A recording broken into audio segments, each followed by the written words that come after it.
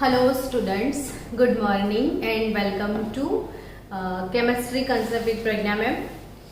બાળકો સંકીર્ણ સંયોજનો ચેપ્ટર ચાલતું હતું અને એમાં આપણે ગયા લેક્ચરમાં જુદા જુદા સંકીર્ણોની ભૌમિતિક રચના સંકરણના આધારે કેવી રીતે નક્કી કરાય એ ભણ્યા હતા.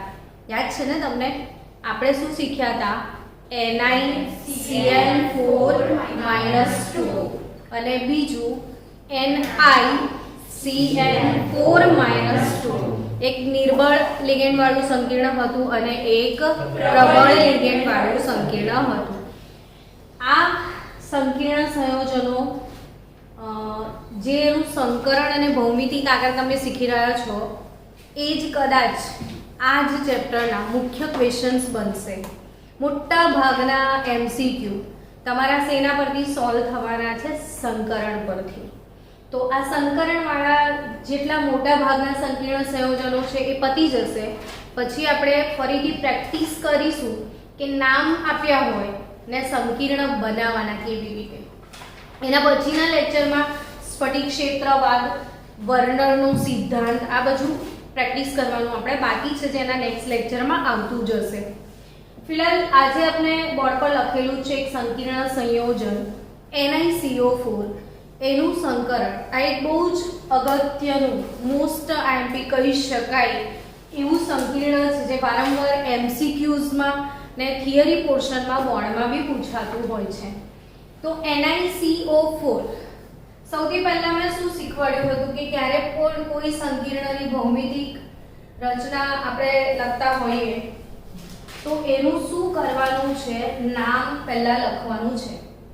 IUPAC નામ તો લખીએ ને આ સંકીર્ણ સંયોજન. ચલો IUPAC નામ બોલો આનું. હા, આ 4 છે ને, ટેટ્રા ને CO લિગેન્ડ. CO લિગેન્ડ એટલે કાર્બોનિલ લિગેન્ડ. CO એટલે કયો લિગેન્ડ? Carbonyl ligand. તો ટેટ્રા કાર્બોનિલ નિકલ જ લખાશે, નિકલેટ લખાશે નહીં, કારણ કે એ ધનાયન પણ નથી અને ઋણાયન પણ નથી. તો ટેટ્રા કાર્બોનિલ નિકલ. અને હવે એનો ઓક્સિડેશન આંક 0 આવશે. આમાં તમને ઓક્સિડેશન આંક શોધતા ના આવડતો હોય તો એ શીખવો જરૂરી છે. જો NiCO4 આવું લખેલું છે તો નિકલનો ઓક્સિડેશન આંક કેવી રીતે શોધવાનો? તો જેનો શોધવાનો છે એના માટે શું ધારી લો? X +4 કયો લિગેન્ડ છે એવું કહો? કાર્બોનિલ. તો આના માટે આપણા વિડિયો 2, 3, 4 બરાબર ફરીથી જોવા પડે, જેમાં લિગેન્ડનું વર્ગીકરણ અને વીજભાર એ બધું શીખવ્યું છે.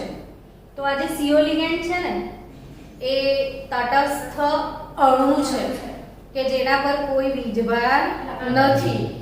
જ્યાં સુધી દરેક લિગેન્ડના નામ, બંધારણ અને વીજભાર આ 3 વસ્તુ તમને નથી આવડતી ત્યાં સુધી ચેપ્ટર કોરું રહેશે. તો તમારે આ ચેપ્ટરને સારી રીતે ભણવા માટેની પ્રાયોરિટી શું છે કે ખાસ સૌથી પહેલા શું મોડે કરવાનું? લિગેન્ડ નું વર્ગીકરણ, તમામ લિગેન્ડના નામ અને લિગેન્ડનું બંધારણ ને લિગેન્ડ પરનો વીજભાર. તો આ CO જોઈએ એટલે ખબર પડી જવી જોઈએ કે CO તો તટસ્થ લિગેન્ડ છે ને તટસ્થ લિગેન્ડ હોય તો એના પર વીજભાર કેટલો હોય? 0. તો CO પરનો વીજભાર કેટલો? 0 છે. બરાબર. ઓવરઓલ કોઈ ચાર્જ છે નહીં ને, તો શું થશે? 0. તો x = 0 જ. એટલે આ સંકીર્ણમાં નિકલની ઓક્સિડેશન અવસ્થા શું રહેશે? 0 જ રહેશે. હવે નિકલની ઓક્સિડેશન અવસ્થા 0 છે. આપણે અહીંયા બધું લખતા શીખવાડ્યું તમને કે શું લખવાનું? તો કે ધાતુ આયન લખવાનું. ધાતુ આયન કોણ છે? આપણો નિકલ. 0 છે ને. પછી શું લખવાનું શીખવાડ્યું તું મેં તમને? લિગેન્ડ. લિગેન્ડ કયો છે? કાર્બોનિલ. અને આ તો પ્રબળમાં પ્રબળ લિગેન્ડ.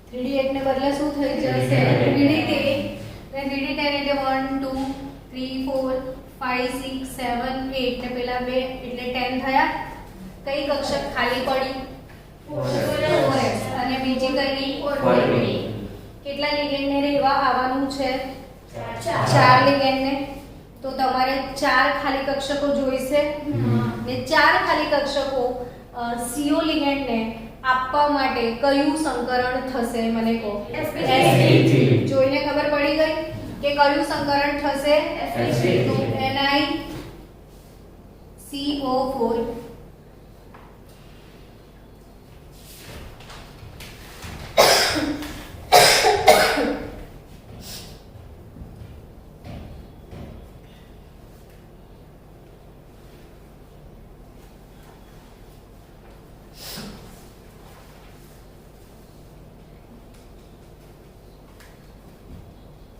એક S અને 3P sp3 સંકરણ.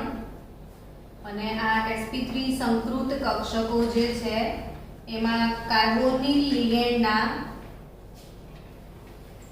ઇલેક્ટ્રોન ધાતુ આયનની ખાલી કક્ષકમાં દાન કરવામાં આવશે અને સવર્ગ સહસંયોજક બંધ નિકલ ધાતુ સાથે બનશે 4 હવે આ જે NiCO4 છે એટલે સંકરણ તમે અહીં આરામથી લખી શકશો ને કયું સંકરણ કર્યું તમે sp3.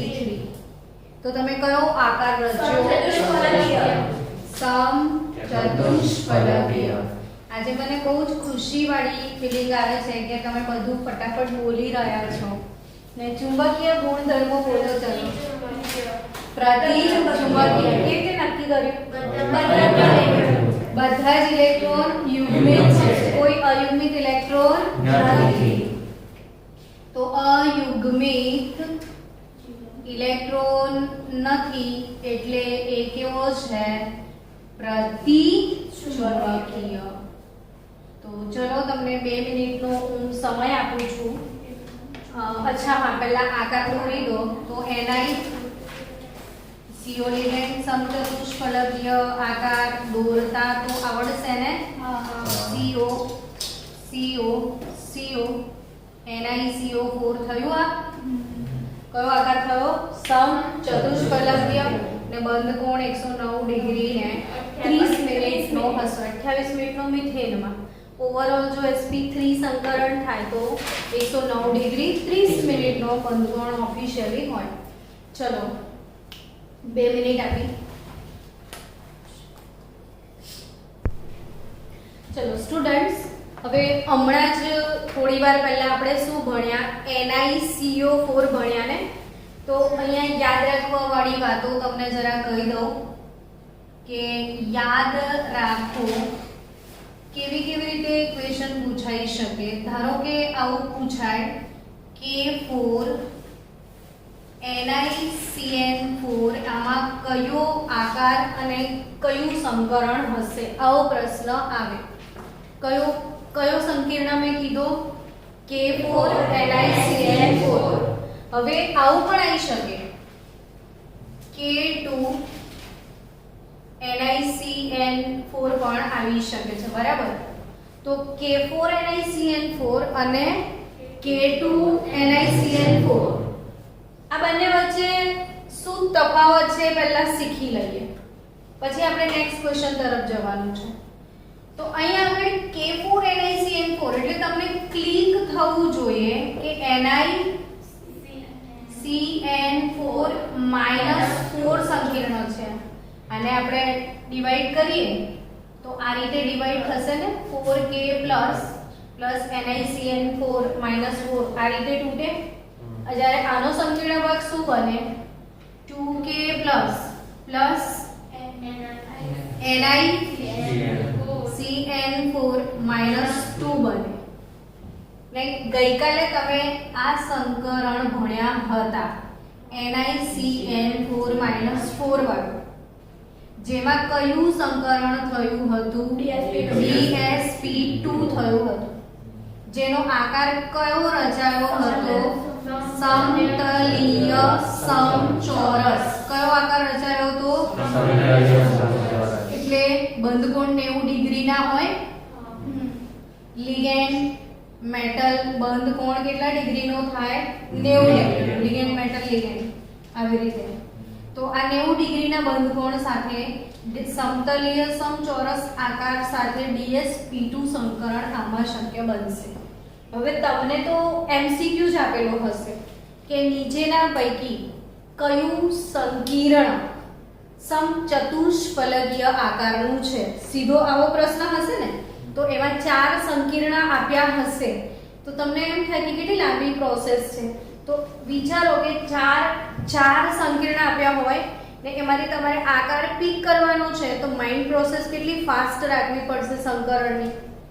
કે સવર્ગાંક કા છે તો આ વાળું સંકરણ શક્ય બનશે, તો લિગેન્ડ પ્રબળ છે કે નિર્બળ, તો ફટાફટ આન્સર આપવા પડશે. તો અહીં આગળ NiCN4 -2 dsp2 સંકરણ જે કાલે ભણ્યા હતા, બટ K4 NiCN4 -4 તો નથી પૂછી લીધું ને, એના પર ધ્યાન રાખવું પડે કે આ -2 પૂછ્યું છે કે -4 પૂછ્યું છે. હવે જો -4 પૂછે તો નિકલનો ઓક્સિડેશન આંક શોધીએ. અહીંયા નિકલ X થાય +4 કયો લિગેન્ડ છે? Cn-, તો એનો ચાર્જ -1 છે એ ખબર હોવી જોઈએ ને. અને ઓવરઓલ કુલ વીજભાર કેટલો છે? -4 છે. તો x -4 બરાબર -4 થયું. તો x બરાબર -4 આ હશે તો +4 શૂન્ય થઈ ગયો. તો નિકલનો ઓક્સિડેશન આંક શું થયો? આમાં 0. ને નિકલનો ઓક્સિડેશન આંક 0 થાય એટલે 3D8 અને 4s2 જ હશે ને. પણ લિગેન્ડ તો પ્રબળ છે આ પણ. તો તમે આના પહેલા હમણાં કયું સંકરણ ભણ્યા? NiCO4 ભણ્યા. તો તમે NiCO4 માં એ વસ્તુ ભણ્યા ને કે 4s ના 2 ઇલેક્ટ્રોન શેમાં શિફ્ટ થયા હતા? 3D માં. પ્રબળ લિગેન્ડના કારણે 4s ના 2 ઇલેક્ટ્રોન શેમાં ગયા હતા? 3D માં. તો આ વાળા 4s ના 2 ઇલેક્ટ્રોન શેમાં શિફ્ટ થશે? 3D માં શિફ્ટ થશે ને.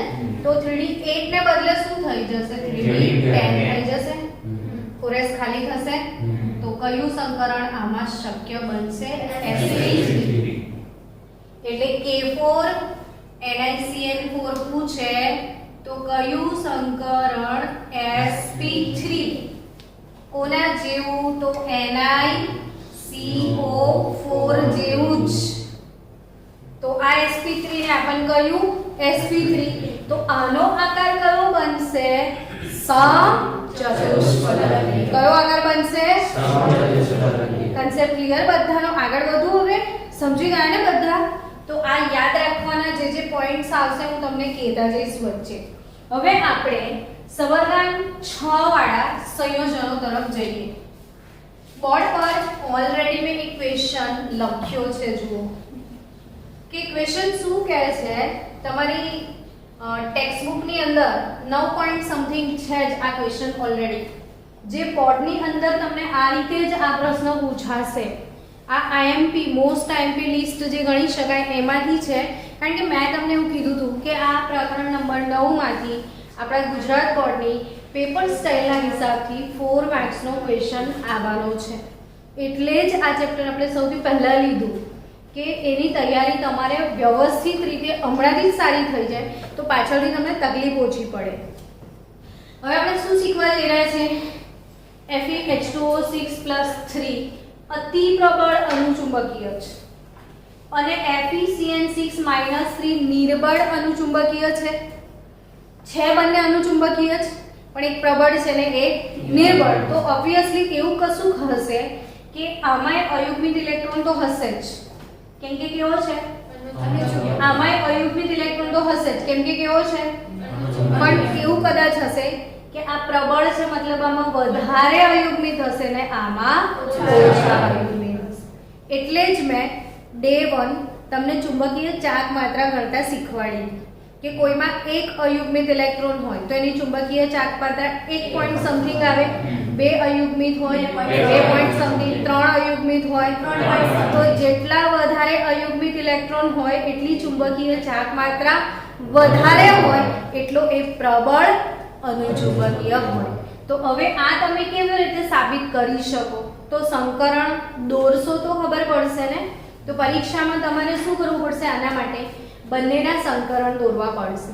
FeH2O6+3 નું પણ બતાવવું પડશે અને બીજું કોનું બતાવવું પડશે? FeCN6-3. આપણે બંને ફૂલ એનલાર્જ ફોર્મમાં બતાવીએ છીએ. તો આપણે શરૂ કરીએ પહેલા FeH2O6+3. આ કયો લિગેન્ડ છે બોલો તો? એક્વા. કયો લિગેન્ડ છે? એક્વા. એક્વા છે ને. સૌથી પહેલું શું કરવાનું આપણે? અહીંયા આપણી ઇન્ફોર્મેશન બધી લખતા શીખાડી ને મેં તમને. તો સૌથી પહેલું શું કરવાનું? તો સૌથી પહેલું આપણે શું લખવાનું છે? IUPAC નામ. એટલે આપણી પ્રેક્ટિસ થતી જાય ધીરે ધીરે IUPAC નામની પણ. તો કેવી રીતે લખશું નામ બોલો? તો 6 માટે શું લખાય? હેક્સા. એક્વા. પાણી છે ને, પાણી કા ડોક્ટર એક્વાગાર્ડ. તો એક્વા મીન્સ પાણી માટે એક્વા શબ્દ વપરાય. તો પાણી એઝ અ લિગેન્ડ હોય ત્યારે આપણે એને શું કહીએ છીએ? એક્વા. 6 છે એટલે હેક્સા. તો હેક્સા એક્વા આયન. હવે કૌંસમાં શું લખવાનું એનું? ઓક્સિડેશન શોધતા આવડશે? શું? Fe માટે ધારી લો X. પછી 6 પાણીવાળા લિગેન્ડ છે.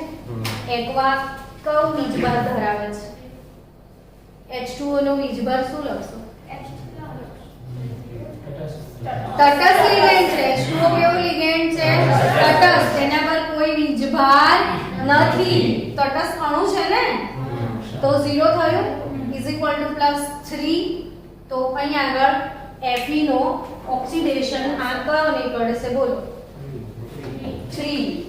તો હેક્સા એક્વા આયન 3 આયન. આયનો આ આયન અલગ છે ને આયન અલગ છે. તો કે આ આયન છે એટલે. ચલો હવે આપણે આગળ વધીએ. હેક્સા એક્વા આયન 3 આયન લખ્યું. હવે શું કરીશું બોલો? ધાતુ આયન. યસ, ધાતુ આયન. તમે હવે સ્માર્ટ છોકરાઓ બની ગયા છો, હા કે ના? તો ધાતુ આયન Fe3 બરાબર. પછી શું લખવાનું? લિગેન્ડ. કયો લિગેન્ડ છે? H2O. પ્રબળ છે કે નિર્બળ? નિર્બળ. પાણીથી આગળવાળા બધા પ્રબળ ગુણ મારે એવું શીખવાડ્યું હતું ને. તો નિર્બળ લિગેન્ડ છે. એ નિર્બળ લિગેન્ડ છે એટલે યુગ્મીકરણ થશે નહીં. લિગેન્ડ નિર્બળ. સવર્ગાંક ખબર પડશે ખરી તમને? સવર્ગાંક એટલે Fe ધાતુ આયનની આજુબાજુ કેટલા લિગેન્ડ છે? 6 લિગેન્ડ છે. તો સવર્ગાંક કયો? 6. સવર્ગાંક 6 પર સંકરણ બે પ્રકારના શક્ય બનશે નહીં? sp3d2 અથવા d2sp3 ઓલમોસ્ટ ત્યારે જ થશે જ્યારે લિગેન્ડ પ્રબળ હશે. પ્રબળ હશે તો જ પેલું યુગ્મીકરણ થશે ને આગળવાળી d ખાલી મળશે. નિર્બળ હશે તો જનરલી કયું થઈ જશે? sp3d2. એટલે અહીંયા ખબર પડી જ ગઈ છે કે નિર્બળ લિગેન્ડ છે તો સંકરણ કયું હશે? sp3d2. તો આકાર તો ફિક્સ જ ને. 6 पे क्या है? फिक्स. ફલકીય. હવે ચુંબકીય ગુણ લખવાનું. તો કે ચુંબકીય ગુણ તો આપણે લખતા પહેલા એને કહી તો દીધું છે કે કેવો છે? અનુચુંબક. એટલે આપણને તો તકલીફ જ ઓછી છે ને. ખાલી આપણે શું જોવાનું છે? ચુંબકીય ચાર્જ. પણ પહેલા આપણે સંકરણ બનાવીએ તો ચુંબકીય ચાર્જ માત્રા તરફ આગળ જવાશે. Fe નો નંબર ફટ લઈને યાદ આવે ખરો? Fe નો નંબર શું થાય બોલો? 26. Fe નો નંબર Z = 26. તો આર્ગન હવે એવું શીખાયું છે ને 26. તો 36 25 35 27 3D 7 28 ઇઝી ગોઈંગ કોન્ફિગરેશન છે ને આની. અને તમે જેમ જેમ 12માના ચેપ્ટર ભણશો ને એમ એમ તમને મજા આવશે કે અરે 21 થી 30 ની ઇલેક્ટ્રોન રચનાનું આટલું બધું ઇમ્પોર્ટન્સ છે. મોટા ભાગના ચેપ્ટરમાં પહેલા ચેપ્ટરમાં બી એની જરૂર પડશે, ડી અને એફ વિભાગના તત્વોમાં પણ એની જ જરૂર પડશે અને આનું આ જ વસ્તુ તમારે રિપીટ થશે ઘણી બધી વખત. તો FeZ બરાબર શું? 26 તો આર્ગન 3d6. ડી ને કેટલા પેટા પ્રકાર એ પણ જે બાળક 11 ના શીખ્યો ને તો બી એને અહીંયા આવડી જાય નહીં. ડી ને કેટલા પેટા પ્રકાર? 5. 3d શું? 6. હવે 6 ઇલેક્ટ્રોન કે ભરવાના એ બી આવડી જાય. 1 2 3 4 5 6. 3d6 પછી કોણ આવે? 4s2 આવે ને 4s2 પછી કોણ આવે? 4p આવશે. તો 3d 4s 4p. 4s માં 2 ને? ચલો આટલું આવડી ગયું. હવે ધાતુ આયન Fe+3 બનાવીએ. શું કરશો? Fe+3 બનાવવા માટે 3 ઇલેક્ટ્રોનને ગુમાવશો. કેટલા ઇલેક્ટ્રોનને ગુમાવશો? 3 ઇલેક્ટ્રોનને ગુમાવો. તો કયા 3 જશે? કોણ કહેશે? 4s ના 2. તો પહેલા 4s ના 2 ગયા ને 3d નો એક કયો કાઢવાનો? છેલ્લો. એટલે આ કાઢવાનો કે આ? આ ને? આ છેલ્લે થોડી આવ્યો તો આ આવ્યો તો આ છેલ્લો. તો એ સમજવાનું ને 1 2 3 4 5 6 આમ કરતા હતા એ ગયો અને 4s ના 2 ગયા થયું Fe+3. એટલે Fe+3 પછી હવે લિગેન્ડ કેવો છે? એવો યુગ્મીકરણ શક્ય નથી. આ જેવું છે એવું જ રહેશે. આ 3d5 છે એમાં કોઈ ચેન્જ આવવાનો નથી.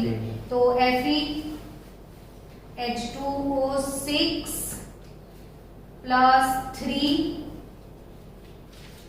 આર્ગન 3d5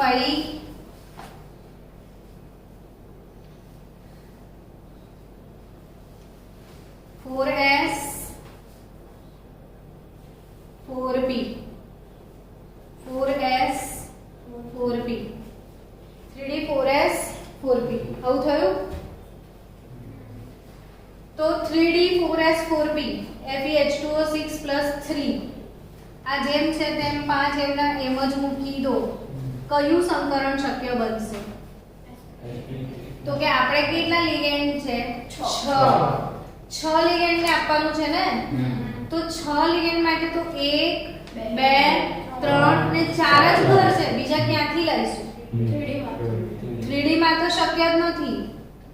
તો હવે અંદરની 3d તો વપરાશે જ નહીં. તો 4s 4p પછી કોણ આવશે? 4d. સમજ્યા? 4s 4p પછી કોણ? 4d. તો કયું સંકરણ બનશે? સમજી ગયા? sp3d2.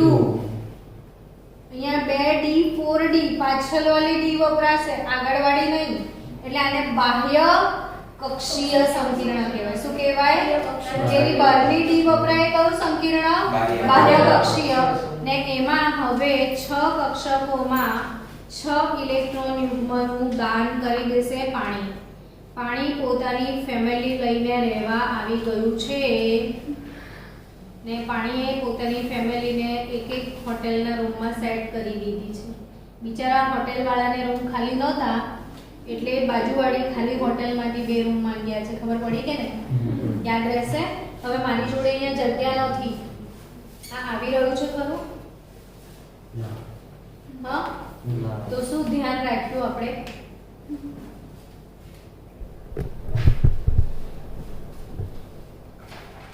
આ સમજી રહ્યા છો? તો 3d પછી 4s 4p ને શું? 4d. જો ફરીથી સમજાવું તમને કે અહીંયા મારી પાસે જગ્યા નથી. ફરીથી હું આખું સંકરણ બતાવું છું તમને કે ડી કક્ષક જેમાં 5 ઇલેક્ટ્રોન ભરેલા છે. આ 3d પછી કોણ? 4s પછી કોણ? 4p ને 4p પછી કોણ બહાર વાળી? 4d. તો કયું સંકરણ થયું? sp3d2 સંકરણ થયું. તો અહીંયા 1 2 3 4 5 એમના એમ જ છે. આ સંકરણમાં વપરાઈ નથી, બરાબર છે.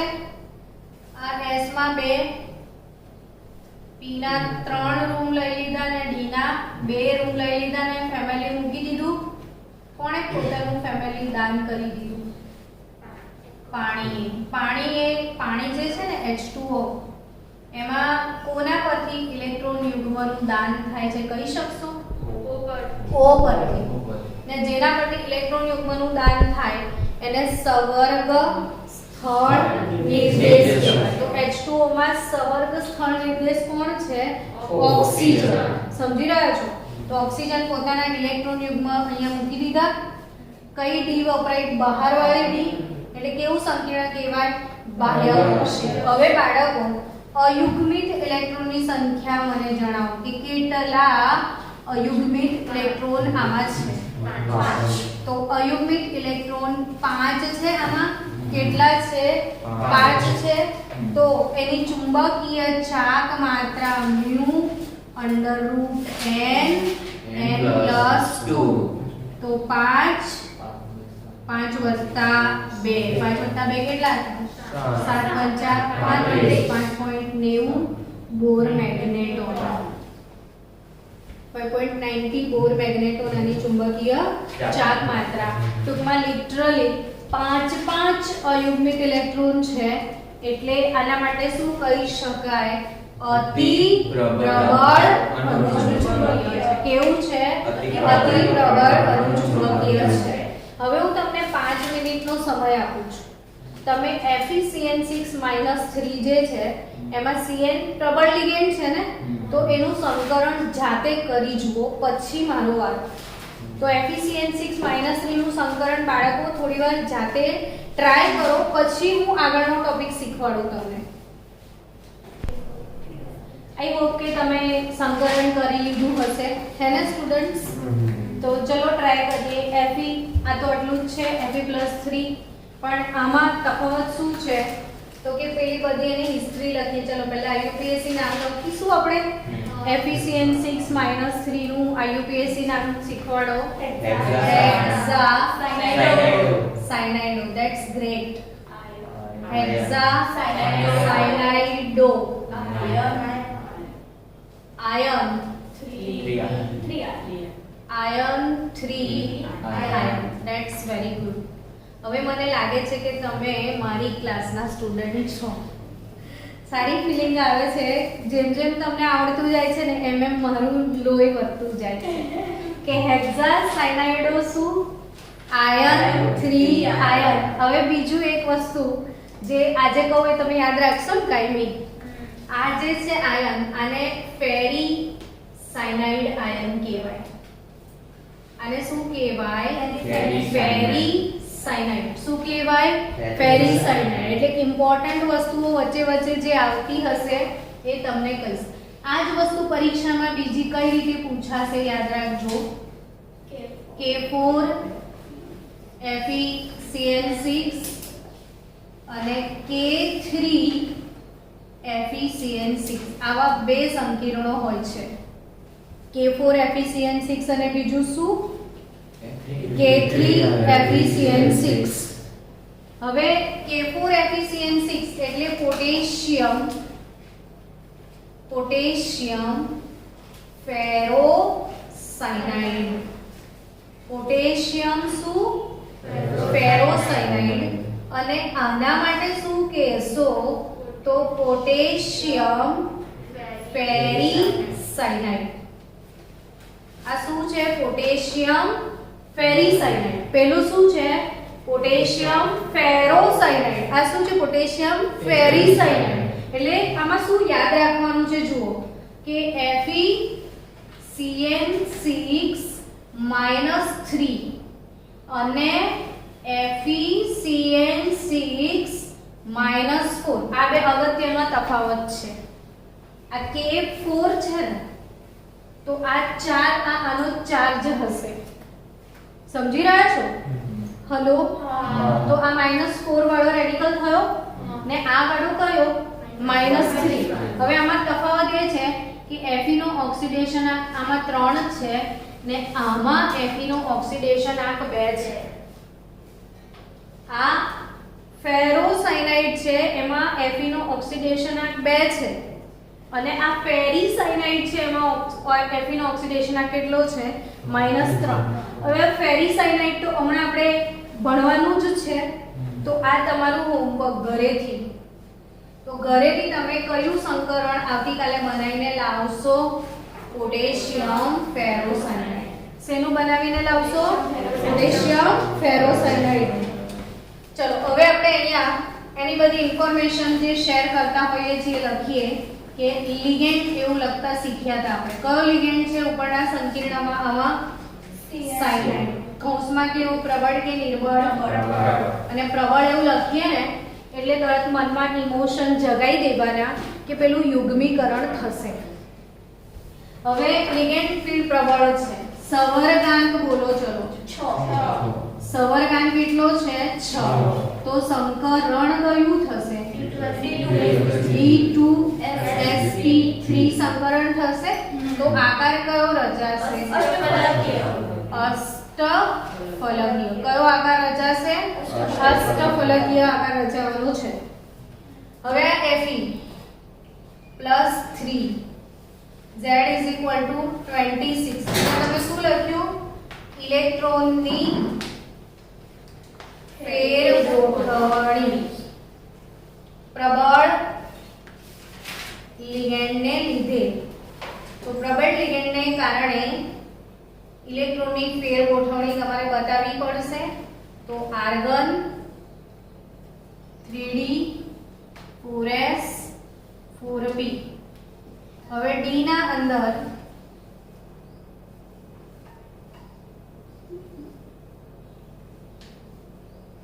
જરાક થઈ ગયું. D ની 5 કક્ષકો. હવે યુગ્મીકરણ થશે. તો કેવી રીતે યુગ્મીકરણ થશે એ સમજવાનું.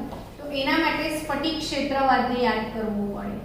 આમે કેટલી કક્ષકો દોરી છે? 5 D કક્ષકો દોરી છે. હું તમને આજે બધા સંકરણ પતી જશે ને પછી આપણું નેક્સ્ટ સેશન આના પર જ છે. સ્ફટિક ક્ષેત્રવાદ પર. શેના પર છે? સ્ફટિક ક્ષેત્રવાદ. તો આ 5 D કક્ષકો, પાંચે D કક્ષકોની શક્તિ સમાન છે એટલે આને સમશક્તિક કક્ષકો કહેવાય. કેવી કહેવાય? સમશક્તિ. હવે આ સમશક્તિ કક્ષકો અષ્ટફલકીય ક્ષેત્રમાં એમની શક્તિમાં વિભાજન પામે છે. અને શક્તિનું જ્યારે વિભાજન થાય ત્યારે બે કક્ષકો ઉપર ફંગોળાશે અને 3 કક્ષકોની શક્તિમાં ઘટાડો થશે. આ 3 એટલે કઈ? તો dxy dyz dzx જેમને T2g કક્ષકો કહેવાય. કઈ કક્ષકો કહેવાય? T2g. અને ઉપર ફંગોળાય એટલે d x² - y² dz² એને આપણે શું કહીશું? Eg. તો 5 D કક્ષકોના પેટા પ્રકાર તો આવડે છે ને? dxy dyz dzx xy yz zx. પછી બીજી બે કઈ? તો dx² - y² અને dz². dx² - y² અને dz² આ બંનેને Eg કક્ષકો કહેવાય અને આ ત્રણને T2g કહેવાય. મેં લખ્યું જ છે ને T2g અને Eg. હવે એમાં આ નીચી શક્તિવાળી, આ કે કઈ શક્તિવાળી? ઊંચી. ઇલેક્ટ્રોન સૌપ્રથમ શેમાં દાખલ થાય? નીચી ઊર્જા ધરાવતી કક્ષકમાં. પછી શેમાં દાખલ થાય? ઊંચી ઊર્જા ધરાવતી કક્ષકમાં જાય. તો આની પાસે કેટલા ઇલેક્ટ્રોન છે કુલ? 5. 5 કેવી રીતે ગોઠવાશે? જુઓ 1 2 3 4 5. ખાલી Eg કક્ષકો છે તો તો હવે તમને એક વસ્તુ જાણવા મળશે. જો સંકરણ કયું થયું છે? D2sp3. તો કઈ બે D વપરાવાની છે? તો આવડી ગયું. અહીંયા કઈ બે D કક્ષકો વપરાશે? dx2 y2 અને dz2. એટલે જો આ નીટ માટે પૂછાય છે. JEE નીટ નો મોસ્ટ ટાઈમલી પ્રશ્ન છે બાળકો કે જો D2sp3 સંકરણ થાય તો કઈ બે D કક્ષકો વપરાય? તો dx2 y2 અને dz2. ને કાલે મેં તમને ભણાવ્યું હતું dsp2 સંકરણ યાદ છે ને dsp2 માં કઈ d વાપરી હતી આપણે? dx2 y2 વાપરી. અહીંયા કઈ વપરાશે? dx2 y2 અને dz2. હવે આ સંકરણ સમજમાં આવ્યું તમને 5 d કક્ષકોનું? તો આ બે કક્ષકો ખાલી પડી જશે. 1 2 1 2 1 આવું થશે. હવે આપણે યુગ્મીકરણ તો કરીએ છીએ પણ શા માટે યુગ્મીકરણ કરવાનું? એના માટે આ સ્ફટિક ક્ષેત્ર વિભાજન સમજવું પડે અને હંમેશા આ રીતે જ વિભાજન કરવાનું એટલે કોઈ દિવસ ભૂલ નહીં પડે તમને. ચલો હવે આ થઈ ગયું વિભાજન. તો આ બે વાળી D વપરાશે. હેલો અને એક S અને 3 P. તો હવે આપણે બનાવી દઈએ Fe CN6 -3 સંકરણ -3 સંકીર્ણ આર્ગન. કેટલી બધી વાર આ બોક્સ દોરવા પડે છે તો હું દોરું પણ છું ને તો પરીક્ષામાં પૂછાય તો તમારે આળસ નથી કરવાની. આ બધું જ દોરવાનું છે. તમે માર્ક્સ લૂંટવાના છે અને એમાં જો આળસ કરી તો માર્ક્સ તમને મળશે નહીં. તો કયું સંકરણ થયું? D2sp3. હવે આ ખાલી ઘરમાં કોણ રહેવા આવશે? બોલો કોણ રહેવા આવશે? ઇલેક્ટ્રોન યુગ્મ. કોના? સાયનાઇડ.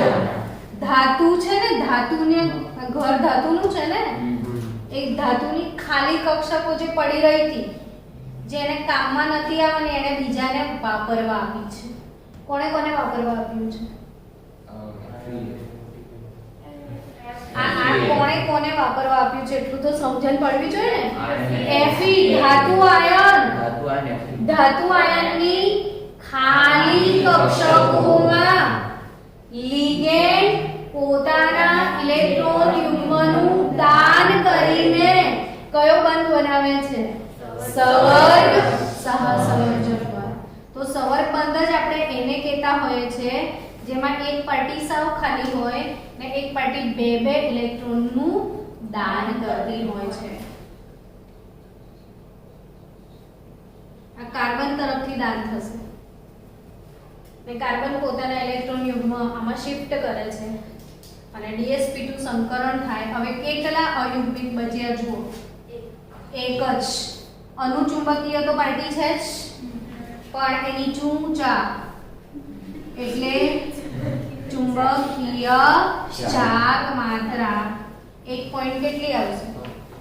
73 બોર મેગ્નેટોન. ચુંબકીય ચાક માત્રાનો એકમ શું છે? બોર મેગ્નેટોન. શું એકમ છે? બોર મેગ્નેટોન. સમજાઈ રહ્યું છે?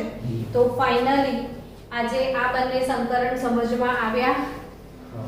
ઘણા બધા સંકરણ આપણે આ લેક્ચરમાં શીખ્યા. હવે નેક્સ્ટ લેક્ચરમાં આપણે ઇન્ડેક્સ ક્વેશ્ચનમાંના હજી જેટલા સંકરણ છે એ સમજી લઈશું એટલે આખું 9.5 થી 9.11 સુધીનો સેક્શન આપણો પૂરો થઈ જાય.